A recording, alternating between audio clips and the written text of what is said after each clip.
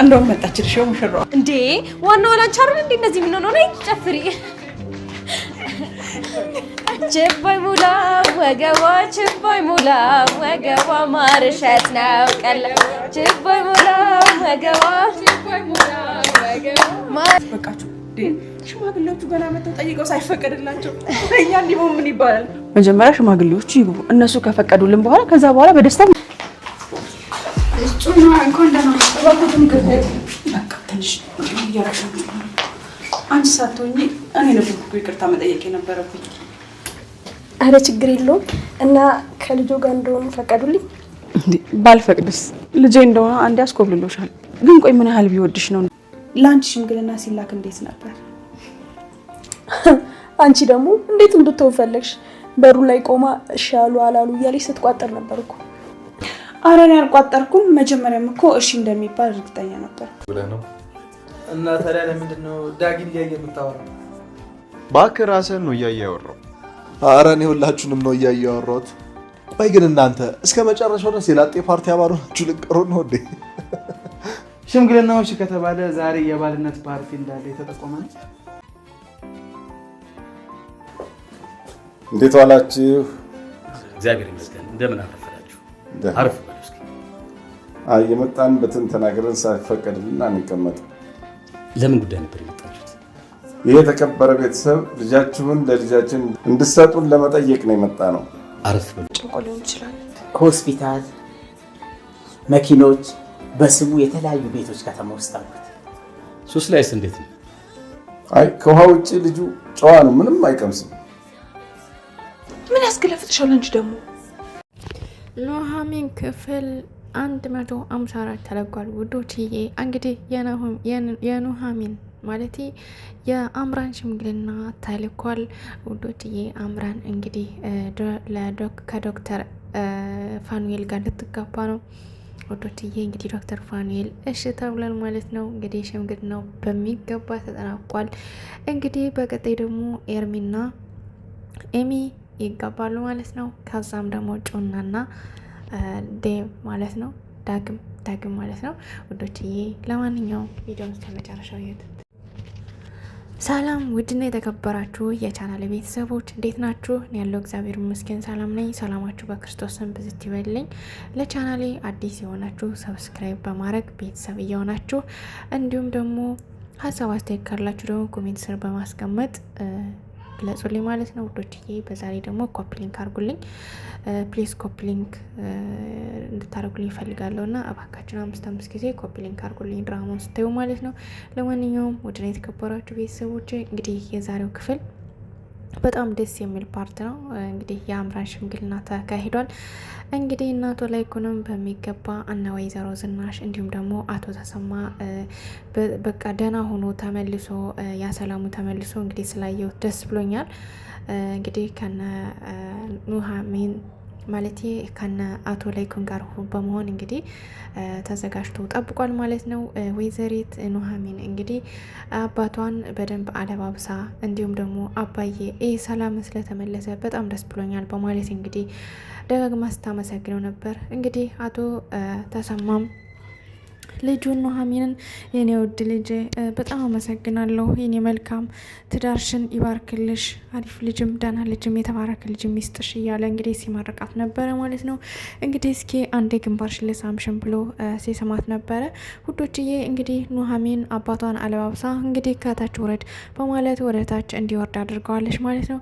ወደ ታች ከወረደ በኋላ እንግዲህ አቶ ላይኩን እስከ ሚስቱ ከወይዘሮ ዝናሽ ጋር እንዲሁም ደግሞ አቶ ተሰማ ሆነው እንግዲህ ሽማግሌዎቹን ተቀብለዋቸዋል።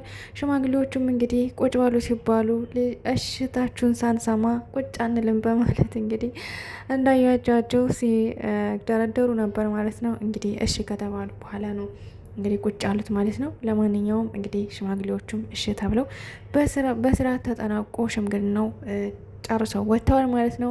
አምራንም እንግዲህ ጓደኞቿና ከሚዜዎቿ ጋር ሆና ኑሐሚን እንዲሁም ደግሞ ጮና ጋር በመሆን እንግዲህ ቁጭ ብላ ስታይ ነበር። አሁን እሺ ይባሉ ይሆን ወይስ እምቢ ይባሉ ይሆን እያለች እንግዲህ ስታጫወልቅ ነበረ ማለት ነው። በስተመጨረሻም እንግዲህ እሺ ተብለው ሽማግሌዎች ሄደዋል። ውዶችዬ እንግዲህ ጮናን የዳግም እናት ተቀብላታለች።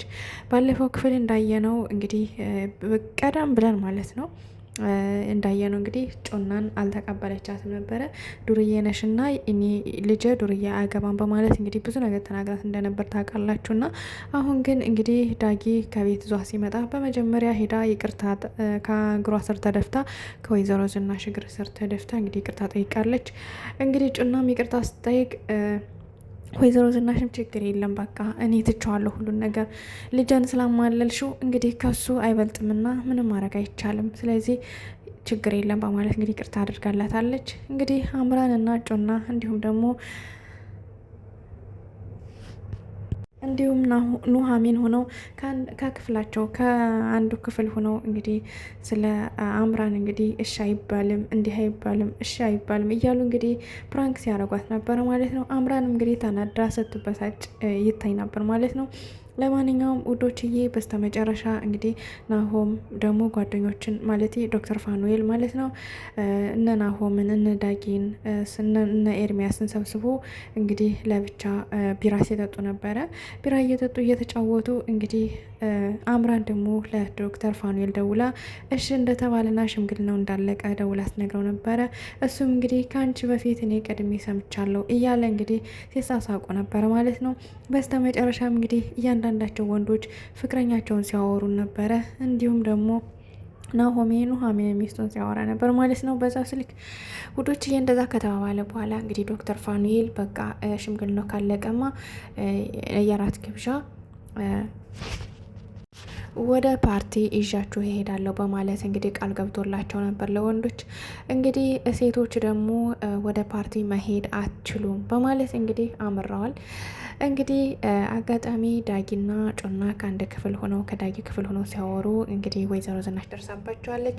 ወይዘሮ ዝናሽ ስትመጣ እንግዲህ ደንግጣ ጮና አፏ ስትወላተፍና ሌላ ነገር ስትናገር ነበር። እንደዛ ስትል እንግዲህ ወይዘሮ ዝናሽ አይዞሽ ልጅ አትወላተፊ፣ እኔ ነኝ አይደለ ያልሆነ ነገር ተናግሬ እንዲህ እንድትፈሪና እንድትሸማቀቂ ያረኩሽ፣ አትፍሬ አትሸማቀቂ፣ እኔን እንደ እናትሽ አይተሽ ፍሪ ሁኚ በማለት እንግዲህ ነግራታለች። እሷም እንግዲህ እሺ ብላ ያው ወይዘሮ ዝናሽም እንግዲህ ቁጭ ብላ ከዳጊ ጋር እንድታወራ ጮናን ፈቅዳላታለች ማለት ነው። በስተመጨረሻም እንግዲህ ዳጊ ወደ ፓርቲ ሊሄድ ነበረ። ነገር ግን ወደዛ አትሄድም ብላ ወይዘሮ ዝናሽ እኔ ለአቶ ፋኑኤል ደውዬ እነግረዋለሁ እንዳትሄዱ፣ ማንም ሰው እንዲንቀሳቀስ አልፈልግም። አሁን ሁሉም ነገር ሰላም ስላልሆነ እንድትወጡና ካለ ሰዓት እንድትሉ አልፈልግም በማለት እንግዲህ አስቀርታቸዋለች ማለት ነው።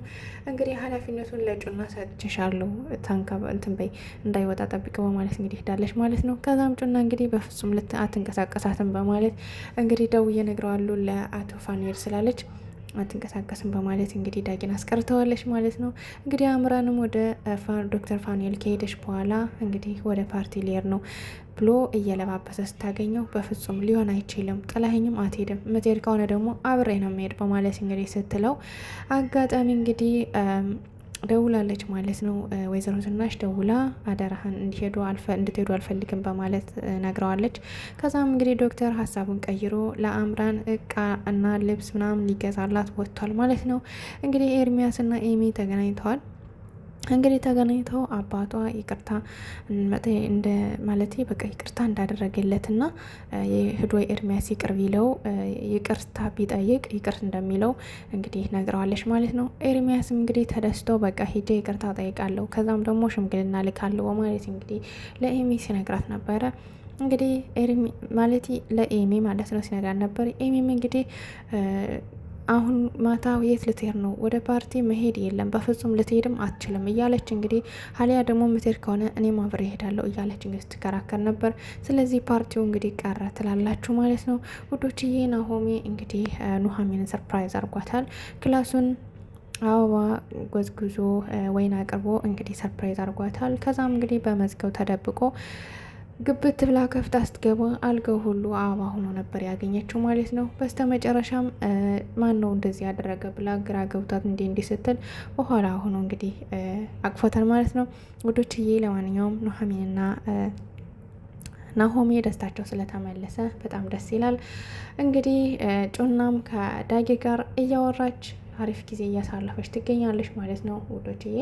በስተመጨረሻም እንግዲህ አቶ ላይኩንና አቶ ተሰማ እንግዲህ ወደ ውጭ እንውጣ ብለው ጠዋት ላይ በቃ በጠዋት ተነስተው ወደ ውጭ ሄደን ዘናን ፈታን በል እስኪ እንዝናና በማለት ወደ ውጭ ይወጣሉ ማለት ነው። እንግዲህ አቶ ተሰማ እባክን ጠዋት አይደለም እንዴ አረ ትንሽ ርፈድ ቢል ምናምን እያለ ሲል ነበር። ነገር ግን አቶ ላይኩን አይ ችግር የለም ምናምን ሄድ በማለት እንግዲህ ወደ ጠዋት ሲወጡ በር ላይ እንግዲህ የሚጠብቃቸው ወጥመድ አለ ውዶችዬ። እንደዚህ ሲል ነው ድራማው የሚያቆመው ውዶችዬ። እንግዲህ አቶ ተሰማና አቶ ላይኩን ምንም አይሆኑ እያልን ኮሜንት ላይ እናስቀምጥላቸው። ምንም ሆነ የለባቸውም እያልን ኮሜንት ላይ እናስቀምጥላቸው። ውድና የተከበራችሁ የቻናሌ ቤተሰቦች ከብዙ በትንሹ የዛሬው ክፍል ይመስል ነበር። ቀጣይ ክፍል እስከምንገናኝ ደህና ሰንብቱ። እንግዲህ ያው ሁሉን ድራማውን ምናልባት እንትን ብዬ ላላቀርቦ እችላለሁ።